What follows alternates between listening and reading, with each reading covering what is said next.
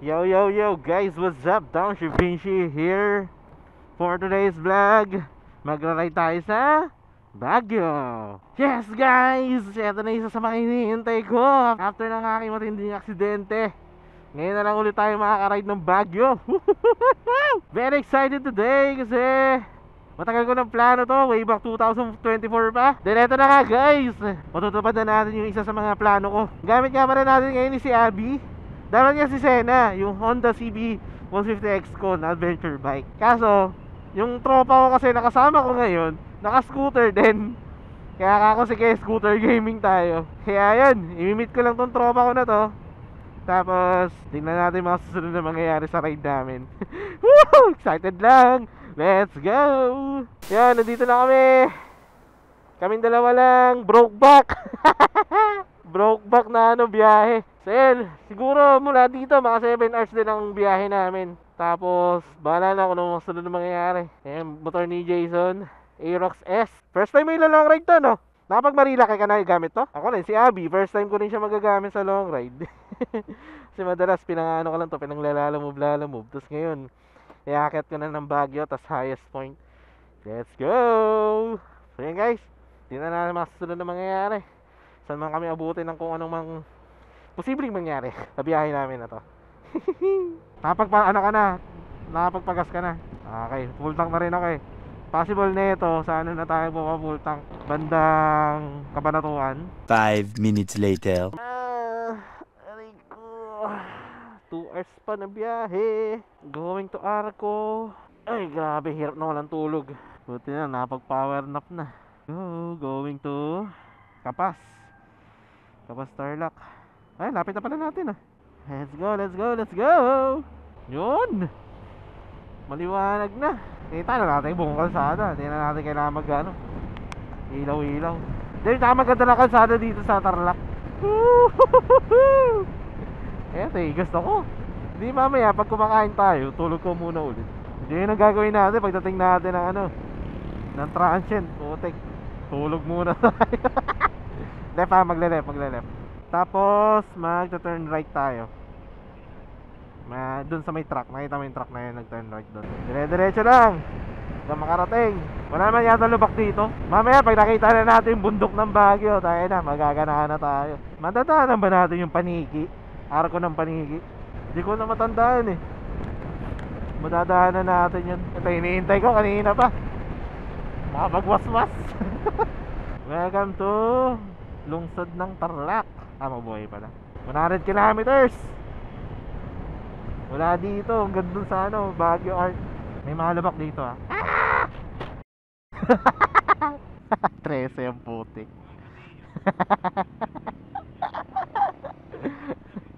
Eto manggahan, sakto, McDonald's. Dire-diretso lang, sundan mo lang yung kalsada. Ayun na pala yun, Arco ng Paniki. Picture tayo dyan. So yun, ang inabot ang ating full tank, 170 kilometers. Medyo waswas pa yun. Solid din. Sayang hindi ko nakita yung fuel economy. Pero divide natin 0.5. 48. 48 km per liter. Sarap. Approaching Paniki, approaching Urdaneta. At kami magbe-breakfast muna. 10 seconds later. Sa Bicol, ganito rin. Gento rin yung biyahe sa Bicol. Kasi alam mo yung gateway to Bicolandia. Ang distance nun parang Baguio City. Biglang lumamig ah. Lapit na tayo. May kita mo agad yun. Sa kabila niyan, parang Kono ha. Lagpas ng after ng kurbada na yan, nandiyan na yung karo ko. Dito na lang. Dito may Benguet province. Ayan, dyan, pwede rin dyan. Hindi tama, mas maganda dyan. Para nakatapat yung motor. Yan. Okay yan? Nice. Tapos sunod natin yung dalawang motor natin dyan. Sunod, dalawang motor dyan. Pamunta. Hindi, dito. Babalik tayo. Cannon Road din eh. Walang daan dyan. Para dito sa picture! Siyempre! Teka, magra-right tayo dyan. Ra-right. Di ka kasi nanonood ng vlog ko yung paano mag-cornering eh. Ito lang problema natin. pag may nakasabay tayong truck na mabagal. Mahirap siyang overtaken kasi uphill pag nasa may bandang taas na tayo. Going na tayo sa Hidden Baguio. Kaso may guma no. Namoy mo yan? Gasolina ba yan? Baka madulas yan. Oo, dulas nga. Nakasabi lang. Kaya dahan-dahan lang tayo, may langis. May langis, dahan-dahan lang. Uy. Dito ka sa Dito ka sa left. Parang galing sa truck eh. Ayun, wala na. Ayun nga no. Ito yung sinasabi ko, mabagal na truck. Overtake ka. After ng bus, clear. Clear. Clear pa rin. May na, SUV na. 1 hour later. Sorry, ngayon lang ako nakapag-vlog, nakapag-video. Sinaloban ang ating battery, pero ito na. Baguio using Airblade 160. Buti na lang, clear weather lang ya. Ito na, gawin na kami sa transient. So mamaya pagdating natin sa transient, pakita ko sa inyo yung tsura. Entering Baguio City na. Mula dito, 15 minutes, 7 kilometers. Eto na guys, bago kami pumunta sa transient, punta muna kami ng tawag dito, Lion's Head. At nandito na kami sa loob ng Baguio City. Tambay muna kami sa Lion's Head and appreciate yung lugar. Let's go. Yeah, uy, downhill, sarap. Wee! Wee! Wee! Tuloy-tuloy yung sharp tong pababa na to Talisay to Talisay corner to. 5 minutes, 2 kilometers. Doon na tayo. May lalabas na na wala pa nga eh. LTO checkpoint. LTO. Oo. Wala na. Yan na yun. Okay lang yan. Wala namang masama sa motor natin. Ito na kami, Lion's Head. Saan ang parking? Ano pa? Yun pa, sige. Hindi, may bakal kasi kamay ko eh. Kaya di ko rin mahahatak. May bakal kasi kamay ko, sorry. Sorry. Then, tambay muna kami dito. A little later. Yo guys, what's up? Nandito na kami sa Transient House. Hindi ako makapaniwala. Hindi makapaniwala si Jason. Yun. Kasi bigyan ko lang kayo ng konting istorya. Oo. Ano nangyari kasi nito, bago ako kunin tong transient na to, ang sama namin ni Jason, magkahiwalay kami ng ng parang hotel room, something ganyan. So, nagtingin ako sa booking.com and then nakita ko tong unit na to, Blue Haven Transient House. Yun, kinuha ko na yung isang booking kasi nagkakaubusan na gawa ng dahil sa panangbega, panagbangan. Basta yun, yung festival dito sa Baguio. Yun, kinuha ko yung unit. And then, nung kukuhaan ko na rin si Jason ng unit, na sold out na yung unit na pwedeng para sa kanya. So, naganap ako ng iba pa na magkalapit lang din dito sa Blue Haven. And yun, may nakuha naman ako, ganyan. To make the story short, ito na yung unit ko, guys. Ito na yung unit ko na tutusin ako lang mag-isa dito sa unit na to. Pero, grabe sa laki. Ayan yung niya. Ito, like, for example, merong kwarto dito. Tapos, may dalawang kwarto pa dito.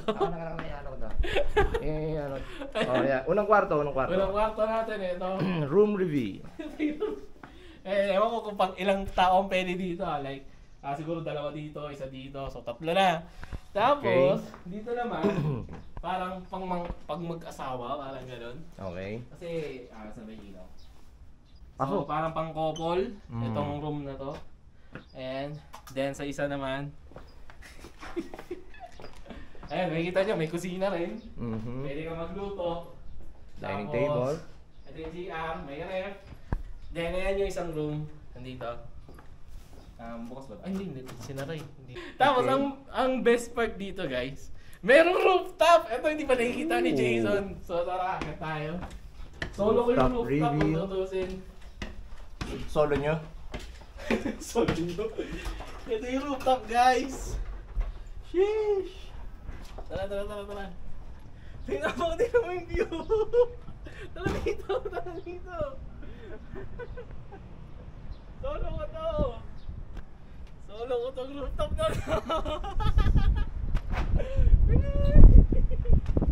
Solid. Wala mag-isa dito. So yun guys, papahinga lang kami. Tapos maghanap ng pwede makain. Ano sabi mo, Son? Wala akong masabi. Solid. Mag-isa ka lang dito, ha? Nagkakalaga nga pala to ng ano, ng 2,100 for 2 nights. So hindi na rin talo, di ba? Yung talo, mag-isa ka lang eh. Talo ka pa ba dun? Yeah, papahinga lang kami. And then, hanap kami ng pwede mga tao. Tapos pala na ako saan kami mapunta. Yan. Yan, solid son. Yan na, magpipicture ako. By sheer coincidence. So guys, quick update lang regarding sa nangyari kagabi or kahapon. Pasensya na, hindi ko na mapakita yung tsura ko kasi mukhang bagang gising. So ayun, pagka-uwi namin galing dun sa pinuntahan namin na shrine something. Ayun, pahinga na ako dito, kumain na, ganyan. Yun nga, solo ko lang tong lugar na to, ako lang mag-isa. May kita nyo, walang katao-tao.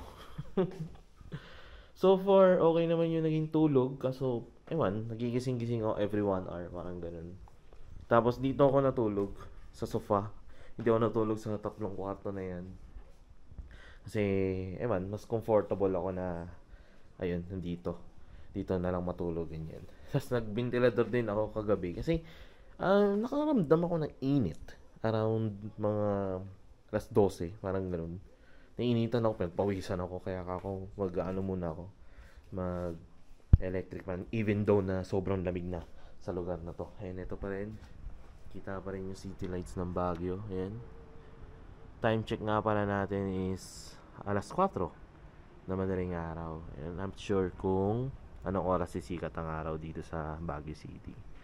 So yun lang naman, quick update lang since wala akong outro. Gawa ng pagod na pagod ako after ng activity namin dun sa shrine or mirador or something, ganyan. But yun, eto, mag-prepare na ako para pagpunta namin sa highest point today. Tas bahala na rin kung saan kami mapunta. Pero separate vlog na lang yun guys, yung pag-ride namin sa highest point. And again, and yun, I guess dito ko na natapusin ng vlog. Maraming salamat sa pag-note, sa pag-like, sa pag-share. Maraming salamat sa pag-comment. Yung no drill, ride safe, peace out. Grabe yung lamig.